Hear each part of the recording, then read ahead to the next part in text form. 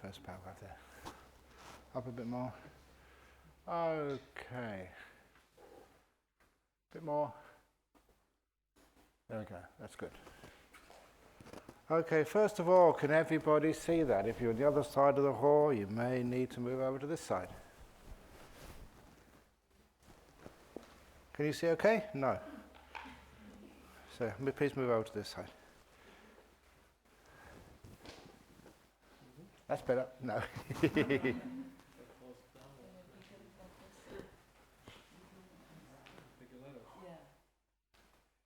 only go so far. Yeah, that's about as much as you can get. So please move over. There's one of my favourite stories from Ajahn Chah. And he said that once there was this man who was walking in the forest, and he saw there was a hole, and in the bottom of the hole there was a treasure. And he leant over and tried to pick out the treasure, but his arm couldn't reach it. It was a bit too deep. And he stretched and stretched and still couldn't reach it. And after a while he just gave up. And he met another man. He said, there's a treasure in that hole, but the hole is too deep. And so that man went away. And the second man thought, how stupid that man is. It's not that the hole is too deep. His arm is too short. So he lengthened his arm with a stick and could hook all the treasure out. So it wasn't that the hole was too deep. It was that his arm was too short. So lengthen your arm. So you may say, oh, the letters are too small. No, you come closer. And then they're bigger. Okay, so that is some Dharma. Can you see it okay now? Everybody? Okay. So this is going to be by request every afternoon at 3 p.m. Some of the suttas, which are the words of the Buddha.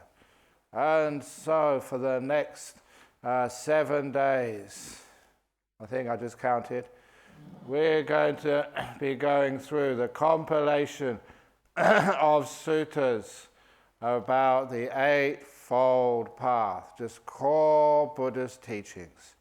And this translation is straight from the Pali, done by none other than yours truly, Ajahn Donut. That's my nickname. The reason it's Ajahn Donut is because I'm round, I'm sweet, and I'm holy. Like a donut. So anyway, so this is a new translation, making it more up to date and more accurate as well. So this is the noble truth of the way leading to the cessation of suffering. There are these two extremes that should be avoided. The pursuit of happiness through the five senses, which is low, vulgar, the way of worldlings, ignoble and beneficial. And I use in brackets, the word for low is hina, which is where we get the word hinayana from. But in Pali, the word hina means something which is people who live a life addicted to sensory pleasures. And the other extreme is the pursuit of practices that fatigue the body and mind, which is painful, ignoble, and beneficial. This is the famous middle way. And it's either pursuit of happiness through the five senses or the pursuit of practices that fatigue the body. And you see straight away there the pursuit of happiness through the sixth sense. The mind is not included here. And later on we'll find that that is part of the path. The happiness of the mind, the inspiration, the joy of giving to other people, the joy of kindness, and the deep pleasures of a peaceful, still mind. Pursuing that pleasure is not part of the first extreme. And the second extreme, practices that fatigue the body and mind, such as sitting cross-legged on the floor in a position which you're not used to, that gives you a lot of physical pain, and also you get tired out. So there's an important understanding of the Eightfold, of the middle way. You look after your body and you energize the mind rather than making it tired, which is one of the reasons why you have nice rooms, nice beds where you can rest.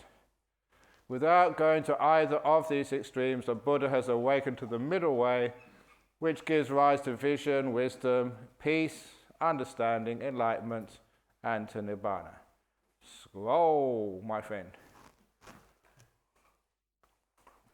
It is this Noble Eightfold Path, right view, right motivation. Sometimes you hear right thought, right intention. I translate it as right motivation, which you'll see why in probably tomorrow.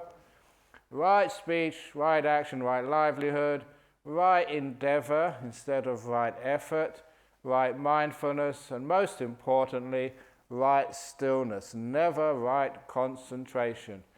The Eightfold Path, the last factor, does not mean concentration, otherwise this would be a concentration camp. It's stillness.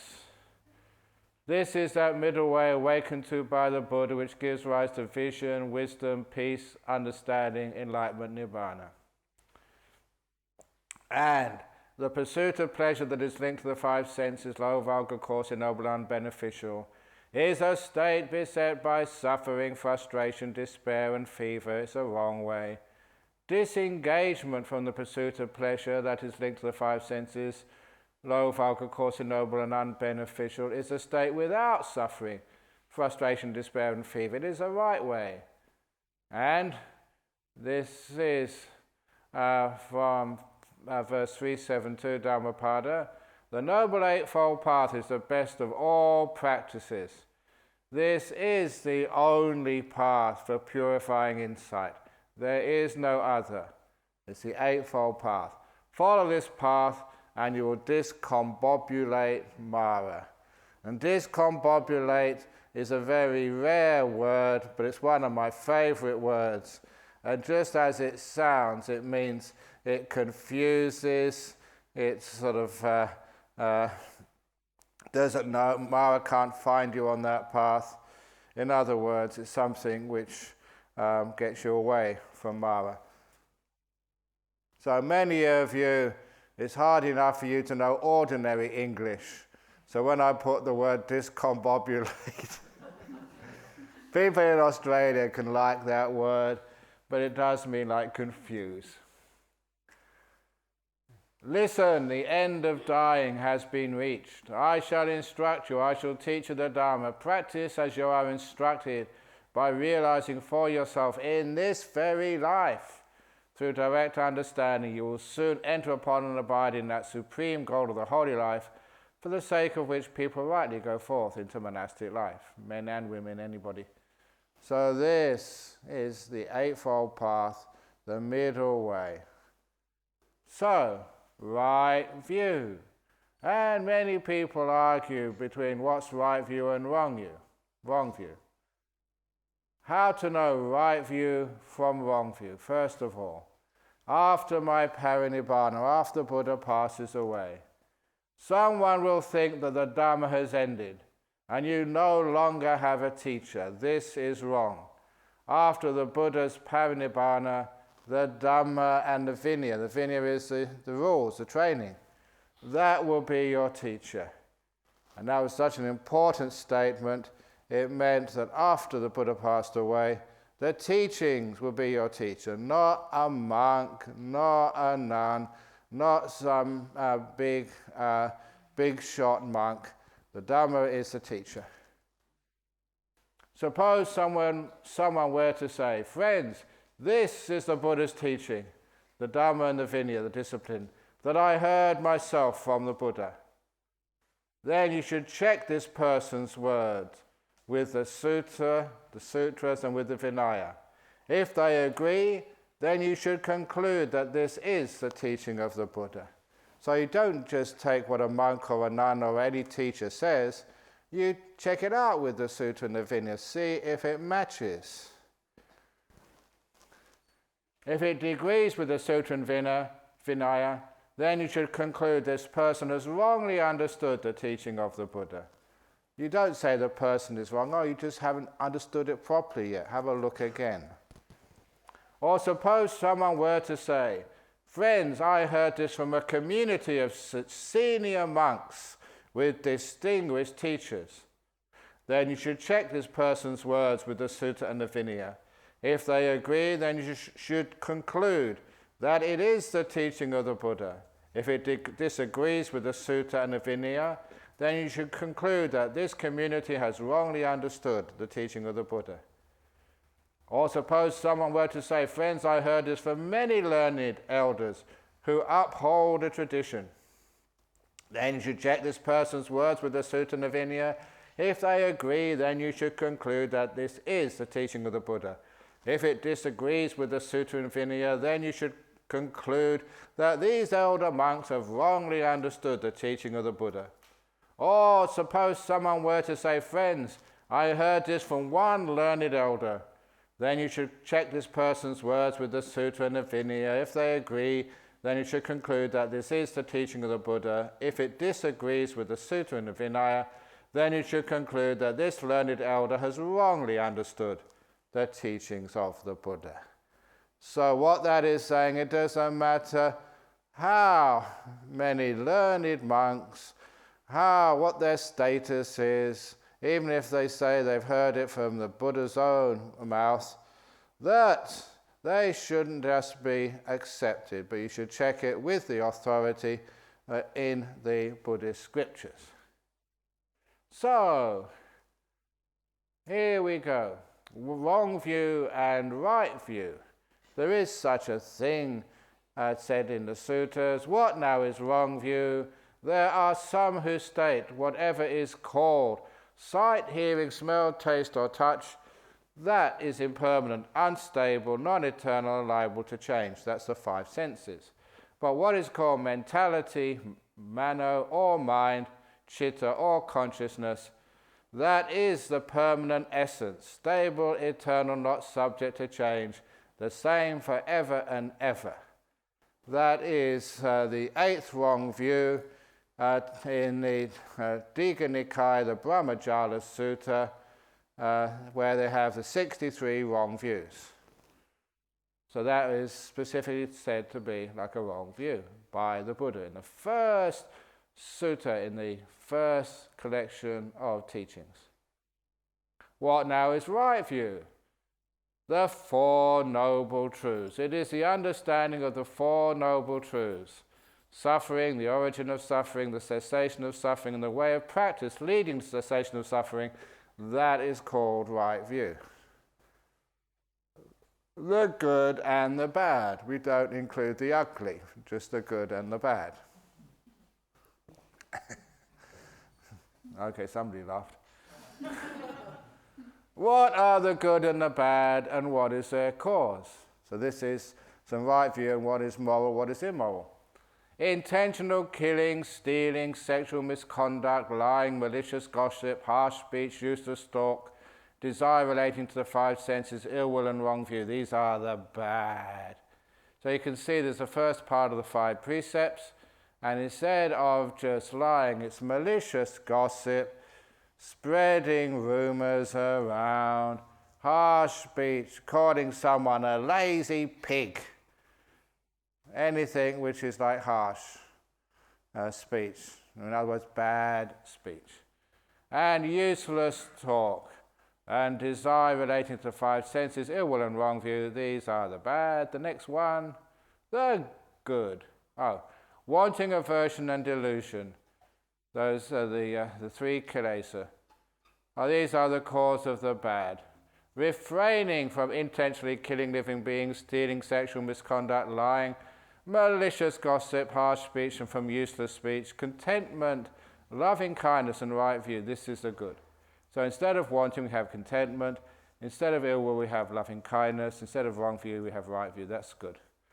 Renunciation, compassion, and wisdom are the roots of what is good. Okay, pause. Any questions? Nope. Oh. When you say malicious gossip, does that mean there's like not malicious gossip?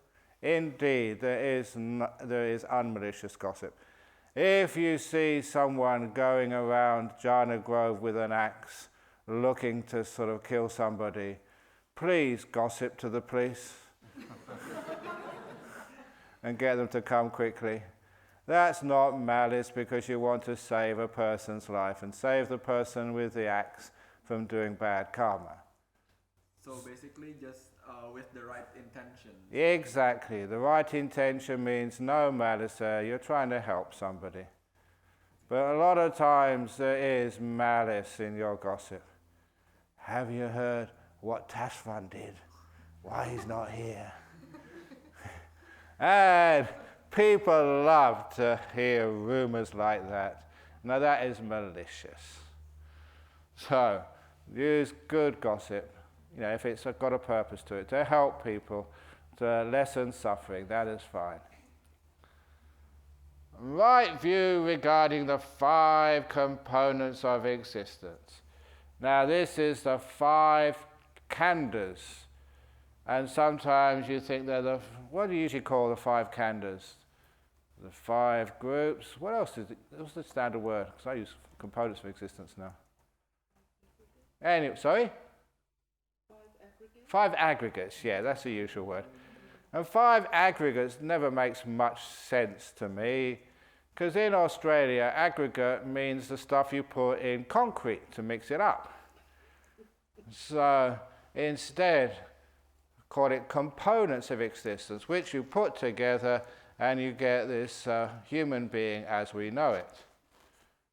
So when we do translations, if you can find a word which is better than they used before, we use it. So in order to take the understanding deeper. Right view regarding the 5 components of existence. You view your body as impermanent, suffering, and non-self. That should be very easy for a doctor. We all know that one day we must die. Do you?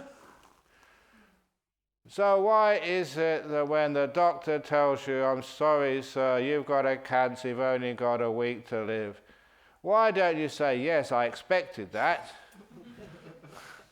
Then you'd be someone who understands the Dhamma. But we say, oh, I'm too young to die. Or like this person I was told, she was 96 years of age. Never had an ill day in her life. She went to the hospital to get some checkup, and they told her she had cancer. And as soon as she heard she had cancer, she said, why me?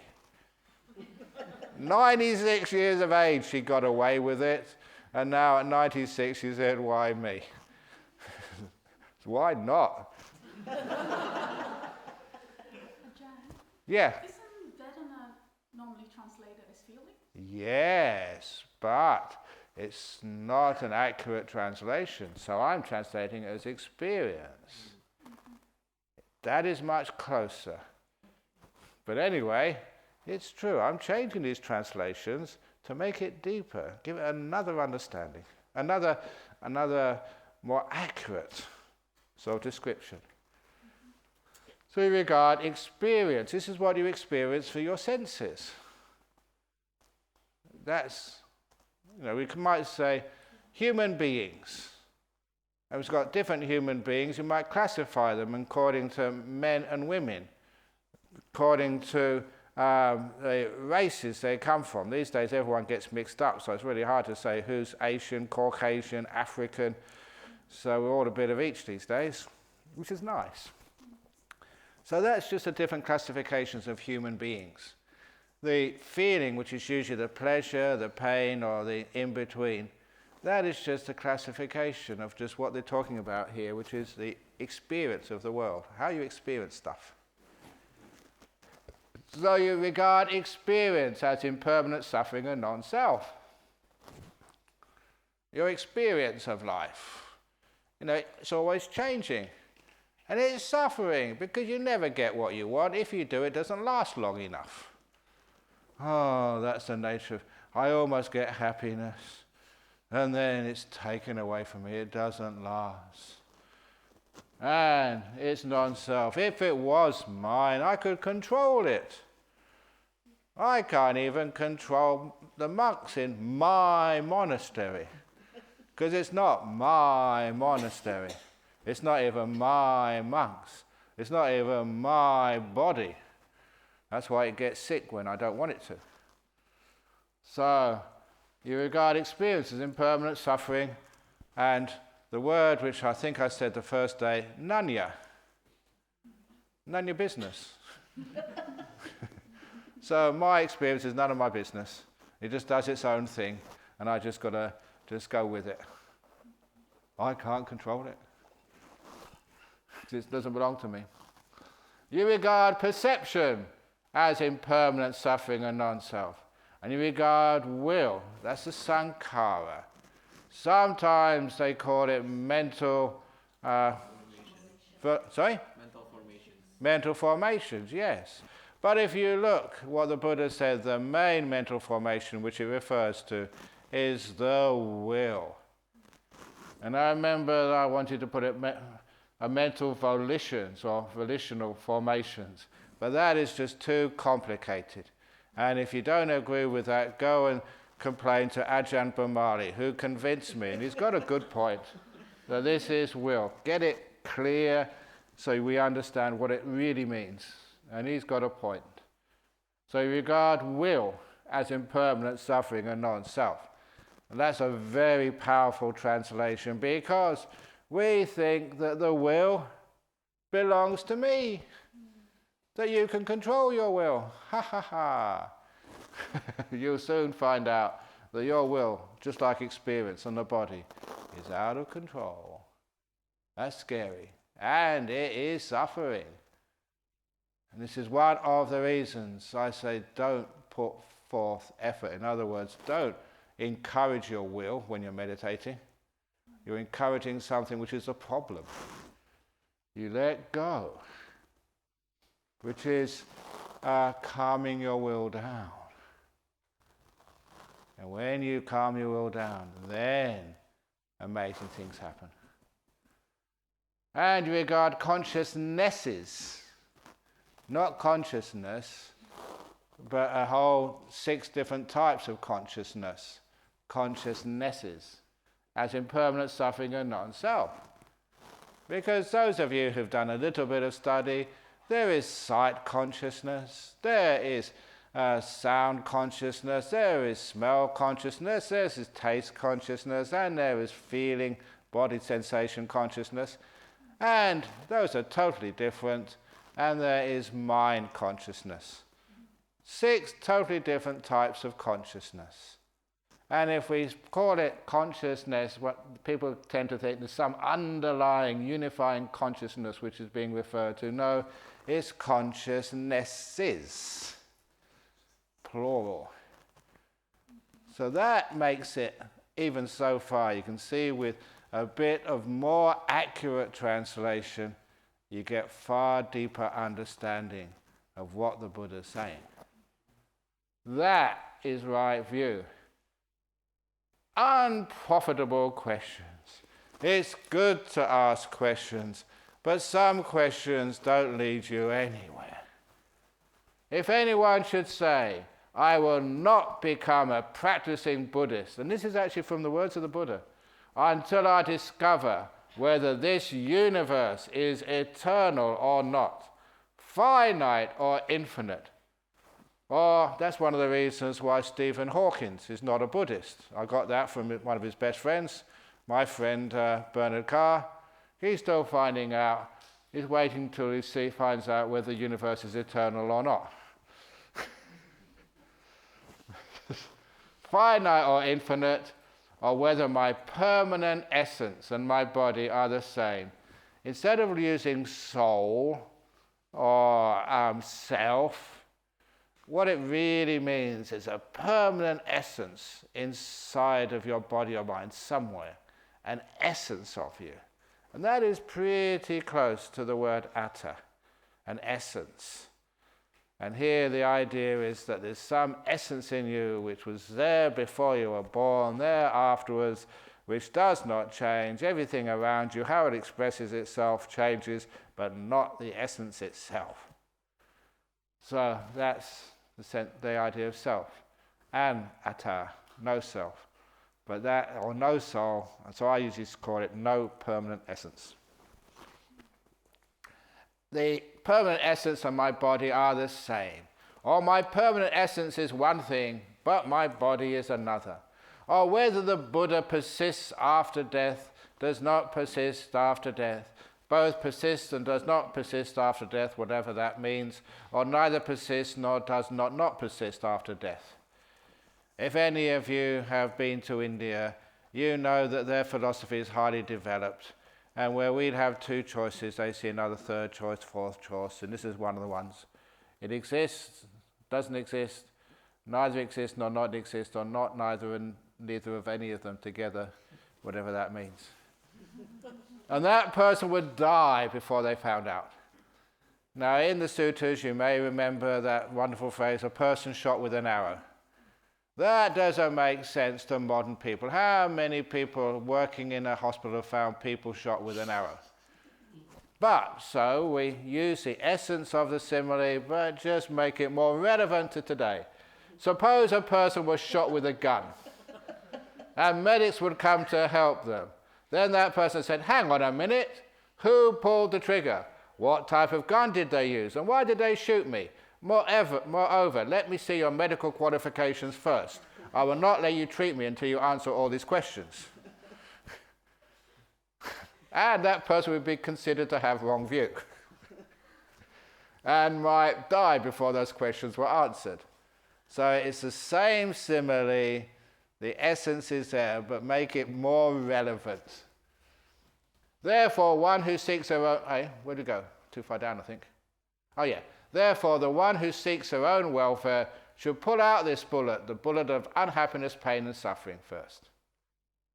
For one with the view, the universe is eternal. The holy life is without meaning. If it's eternal, there's no end of you. So, why do you keep on practicing? And one with the view, life is not eternal. Again, the holy life is without meaning. You're going to end anyway. Whether one has the view the universe is eternal or the view the universe is not eternal, there is rebirth, there is aging, there is death, there are sorrow, crying, pain, unhappiness and distress, the destruction of which I prescribe in this very life. Pause there for a little bit. Any questions? Are you finding the revised translation interesting? Mm-hmm. Yeah, I hope so. Otherwise, I'm out of here. So, okay, scroll up. The 5 basic fetters. Oh, yeah, amazing, yeah. Question on the last paragraph. So, scroll back again. So, does that mean even after you attain the right view, you will still go through rebirth and aging and death? Yes, you'll become a stream winner when you get right view. And that's the first stage of enlightenment. It means that it's more rebirth for you, but only never again in the lower realms, but in sort of the human realms and the higher realms. And so those people who are stream winner, to test your knowledge of the Dhamma, how many more lives have you got? If you become a stream winner today, maximum, how many more lives have you got? 6. Ah, you've heard me before. You're too smart. Because sometimes people say 7 more lifetimes. But it means this one is the first, and you have 6 more. Just like in Asia, when you are born, you're already 1 year old. So you're always older than I am. If you want to get your driving license early, always quote your Asian age. And also if you want to apply for your pension, Asian age is a good thing. But so anyway, that's because this life is 1 and you have 6 more afterwards. Maximum. Yeah. Is that okay? Yeah. The 5 basic fetters. And a fetter is what, it's like a ball and chain, it's something which drags you down. Here, one who has not seen the Dhamma, they call it putuchana, ordinary person, abides with a mind addicted and attached to a view of a permanent essence. And they do not even seek an escape from the long-standing wrong view of a permanent essence. That's basic fetter number 1. When the wrong view of a permanent essence has become habitual, it is regarded as a basic fetter. One who abides with a mind addicted and attached to skeptical doubt, to a belief that rites and rituals are sufficient in themselves to reach awakening, to desire for the 5 senses, aversion, and they do not even seek an escape from these states, then when these states have become habitual, they are regarded as the 5 basic fetters.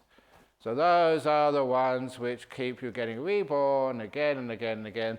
The higher fetters, the last 5, which you'll come across later, those are the things which you become a non-returner, and they just keep you from just the last full enlightenment. But that's such a small fetter in comparison to the rest. So unwise contemplations. Yes, sometimes why do we have these wrong views? It's because we don't look at the right stuff. One who has not seen the Dhamma or does not understand what things are fit for contemplation and what things are not. Thus they contemplate on those things unfit for attention and not those things fit for attention.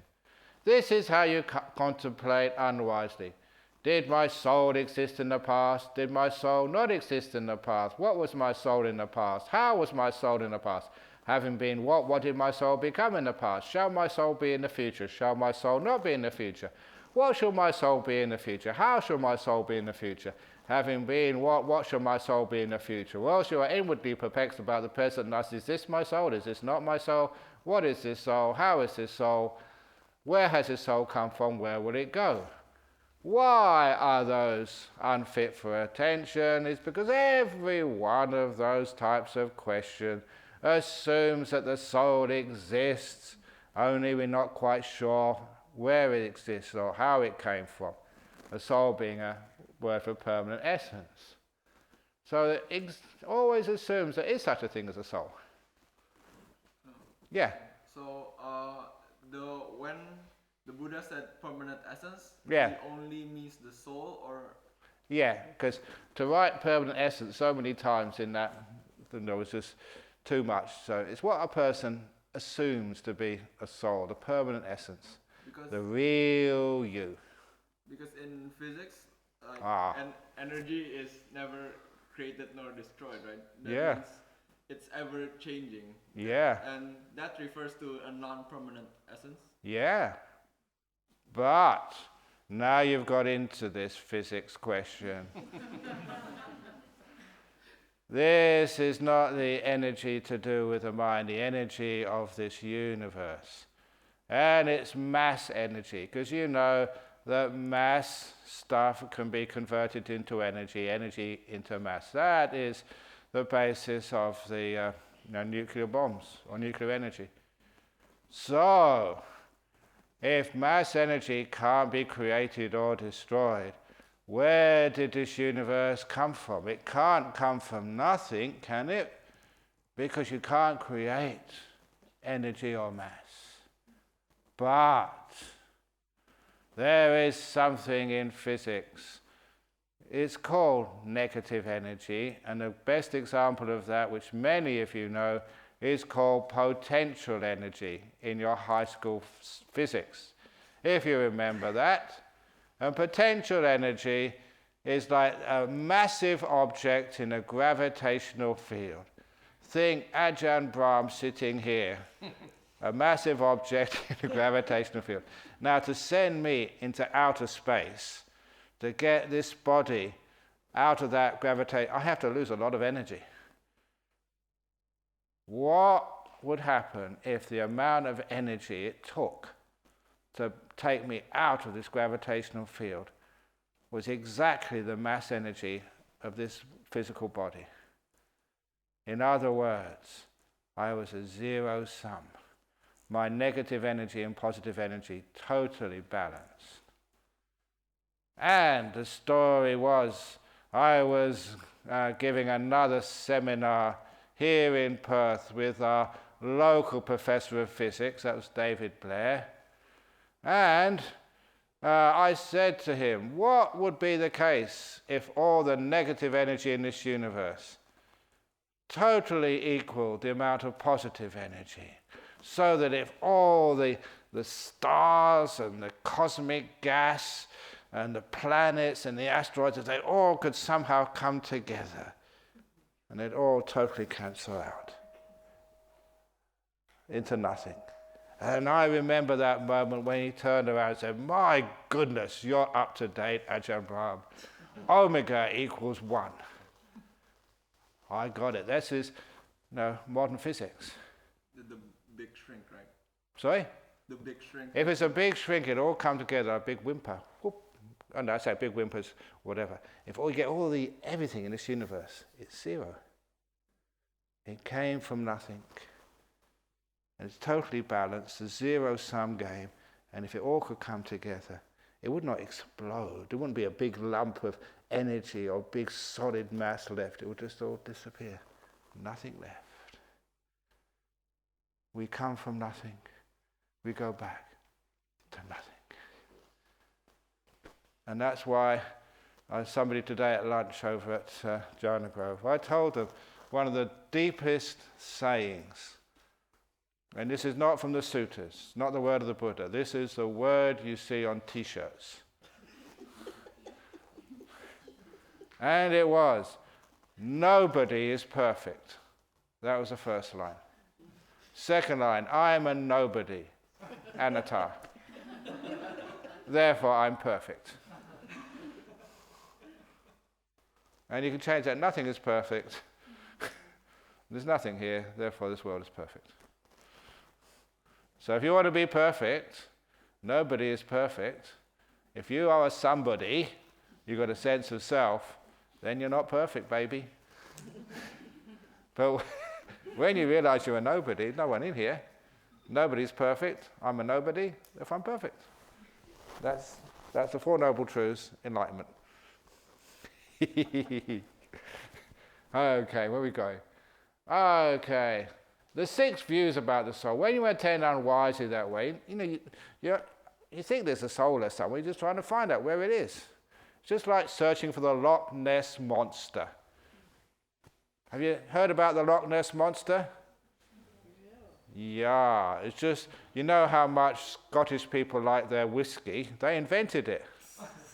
So that was the origin of the Loch Ness Monster.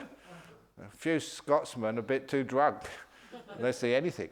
But we want to try and find it.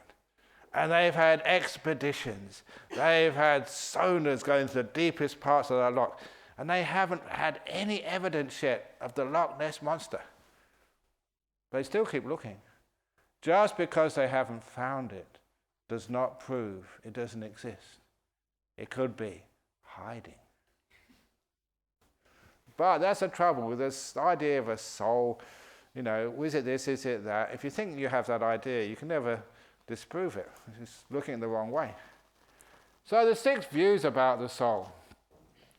When you attend unwise in this way, one of the 6 views arises in you. The last one, number 6, is the most usual one. But people are philosophical. The view, I possess a soul, arises in you as true and established. Or the view, I possess no soul, only a material body, whose conscious life is a mere byproduct of a brain, arises in you and true and established. That's modern physics. Possess no soul, only a material body, whose conscious life is a mere byproduct of a brain, arising true and established. Or the view, I know the soul with a soul. That's I know, therefore I am. Arises in you true and established. Or the view, I perceive there is no soul with a soul. Everything I see is no soul, but underneath that, deep inside, there is a soul. Otherwise I can't know anything. So I know what's out there is not a soul, but inside somewhere, the ground of all being. The soul is but cannot be seen. Or the view, I perceive a soul with what is without a soul arises in you as true and established. The 5 khandhas, that's the 5 components of existence, they can know the original mind. Or else, what most people do, you have this view such as this. It is this soul of mine that speaks and feels and experiences here and there the result of good and bad actions. But this soul of mine is permanent, everlasting, eternal, not subject to change, and it will endure as long as eternity. So, the idea of who you are, or rather what you take yourself to be, is so fundamental to any religious life. The Buddha said those are the 6 views which are all wrong. Now, this is the Buddha's answers to what is the right view, the truth. The true 2 extremes and the middle doctrine.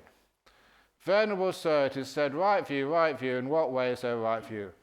The world, Kachana was one of the Buddha's monks, mostly depends on a duality, upon a theory of existence and a theory of non-existence. But for one who sees the origin of phenomena as it really is, there's no idea of non-existence of the world. You are listening to this, or something is, so you can't say there's nothing.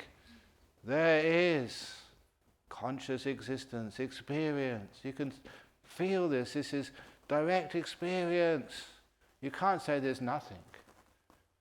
And for one who sees the cessation of phenomena as it really is, there's no idea of existence of the world. As soon as it arises, it passes away. Most people are attached to one of these wrong views, but one with the right view disengages from such dualistic theories about my soul. You have no perplexity or doubt, that's confusion, that what arises is only suffering arises, and what ceases is only suffering ceases. Your knowledge about this is independent of mere belief and acceptance. In this way there is the right view. Phenomena exist is one extreme. Phenomena do not exist is the second extreme. Without veering to either of these extremes, the Buddha teaches the Dhamma by the middle.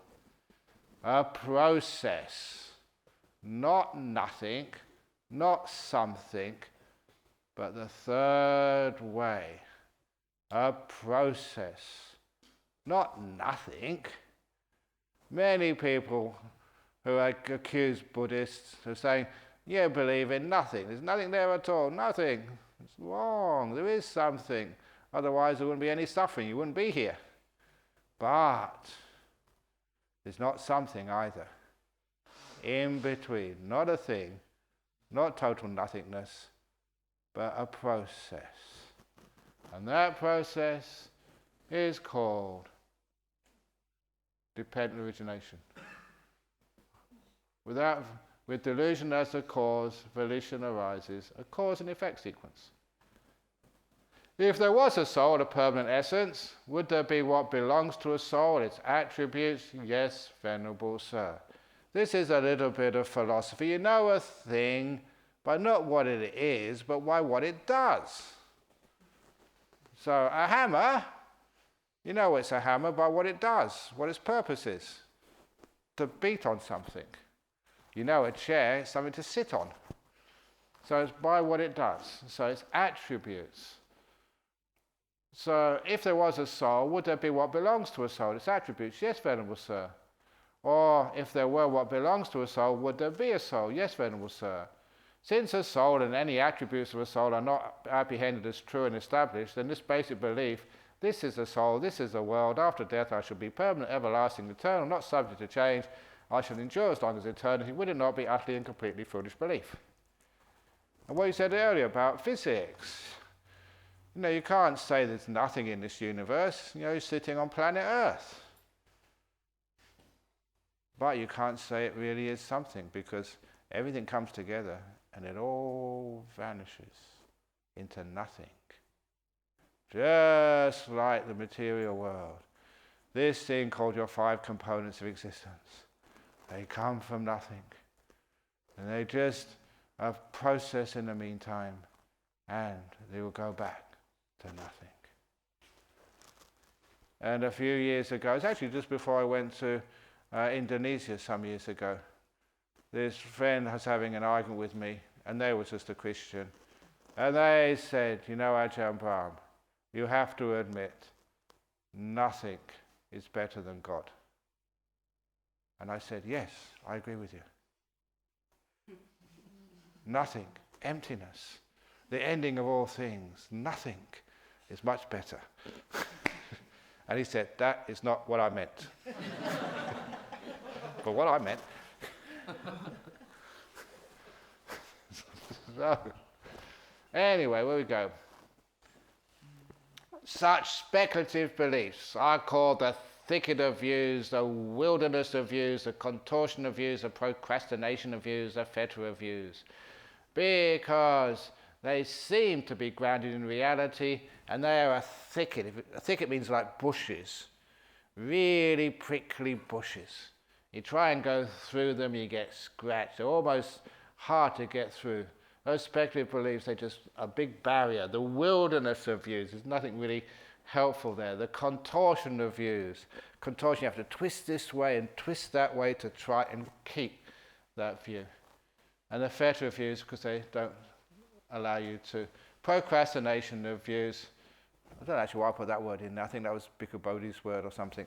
But it's just procrastination means like putting it off until later on.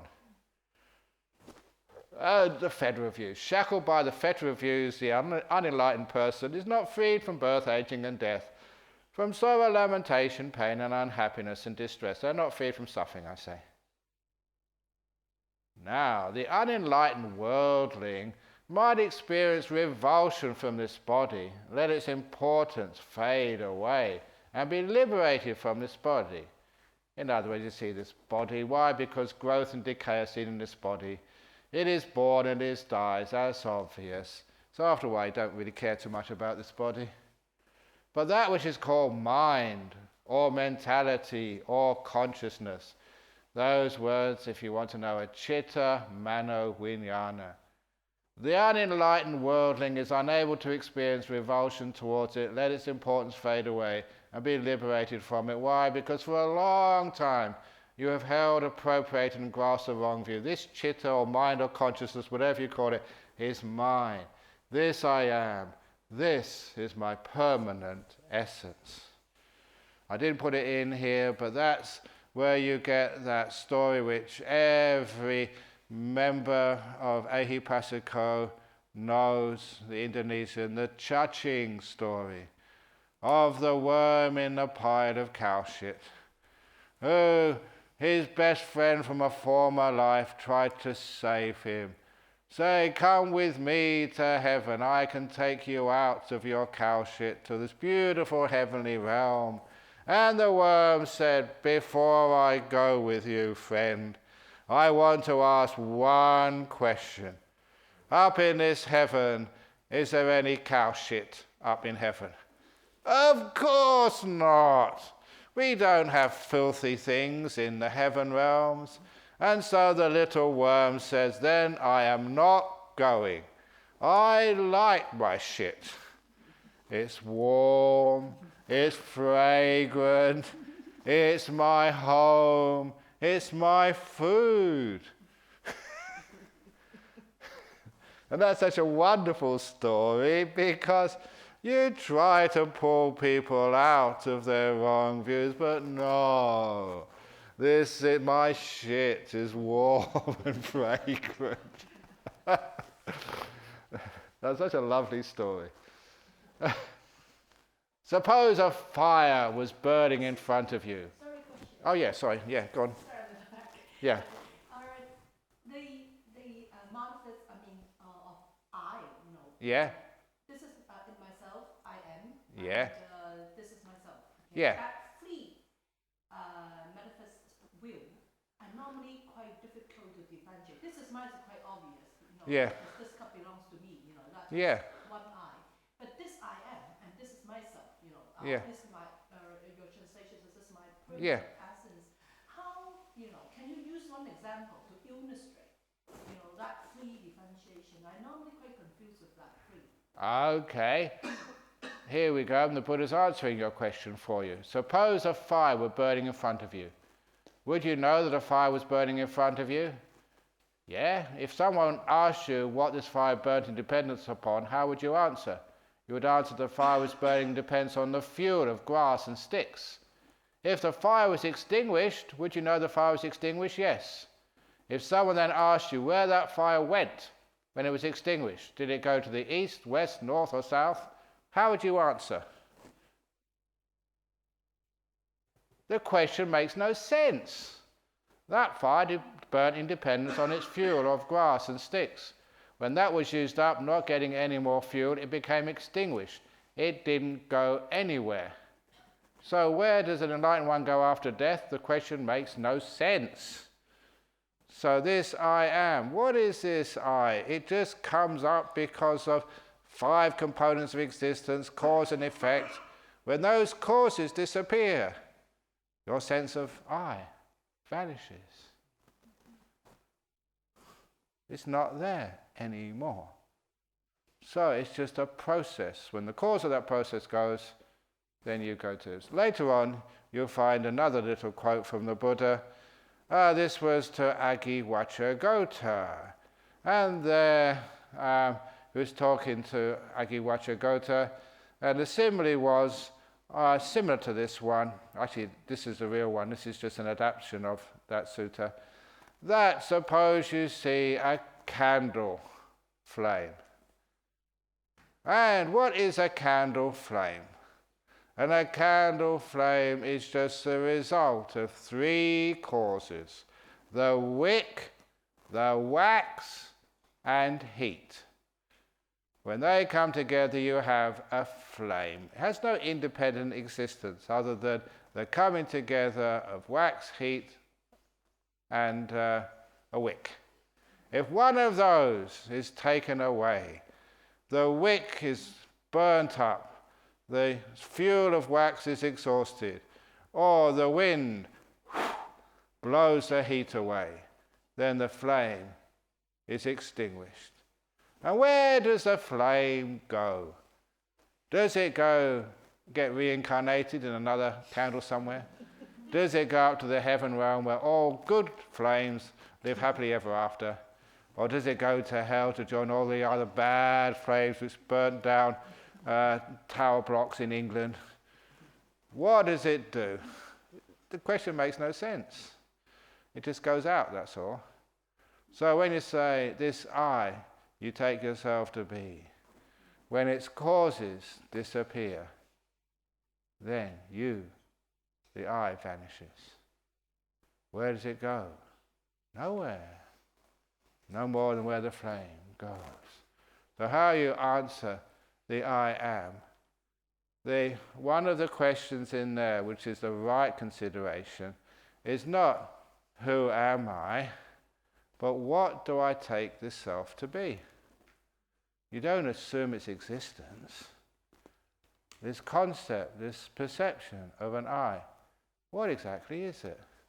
What causes it? And that is dependent origination, the causes. A flame has 3 causes. Your sense of self has causes too. When those are taken away, then you go as well. Yes? Would it be in that case as well that it's a bit like Run DMC, he's a rap artist from the 90s. The rap artist, yeah, I don't know he about. He was pretty smart, but he had a song, Me, Myself and I. Yeah. Buddha just repeated a lot of words like that, like he did. Yeah. Me, myself and I is basically just the same thing. Yeah. But it's just using different words for that. Exactly, yeah. Me, myself and I. We have so many different words for the real me. My soul, myself, my original being, whatever it is. But what exactly is it you're talking about? It's just like sort of the question. Yeah. It's just repetition. So one of the things the Buddha did was to look at it in terms of 5 components of existence. And each one of those you look at, what do you take yourself to be? And that's why we have the 5 components. The body, it's amazing how many people think their body is them. They identify with the body. That's why you have these really drop-dead gorgeous girls when they're young, really fit and athletic young men, and they get into a lot of trouble when they get old, trying to keep up their image. And you can't do that anymore. You're old. You're fading away. So it's amazing how many people identify with their body. It should be so obvious. You're not. Identify with experience as well. That's why people have these bucket lists. They want more experience before they pass on. Me, I've had too much experience. It's suffering. So I like just to... I'm telling the monks this. Absolutely true. Last week I was in Toronto teaching at a conference, and my host said, well, you have a free afternoon. Do you want to go and see Niagara Falls? It was just an hour or two away. Almost everybody who goes to Toronto goes to see Niagara Falls. I said, what do you want to do that for? Because I've had enough with experience. You see one waterfall, you see them all. As I said today, if you really want to see a waterfall, you don't need to go to Niagara Falls. Just up the road there is Serpentine Falls. It's not as popular, it's much more humble, just a tiny little trickle. But, see one falls. If you don't like that, just go in your shower, turn your shower off. That's a waterfall. So what's the big deal? So people always want more and more and more experience. For me, I had enough experience.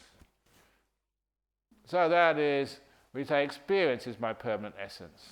Or then you get perception. Now perception, just the way we look at things, we always think there's something like bare perception, bare awareness, direct experience. But any psychologist knows that what you are hearing is not what I'm saying. You filter it. You only hear half of what I say. That is spooky. What you see with your eyes, you see what you want to see. If you fall in love, the one you fall in love with is the most beautiful being in the whole world. And other people, you fall in love with that? How many times your parents say, I can't understand what you see in him?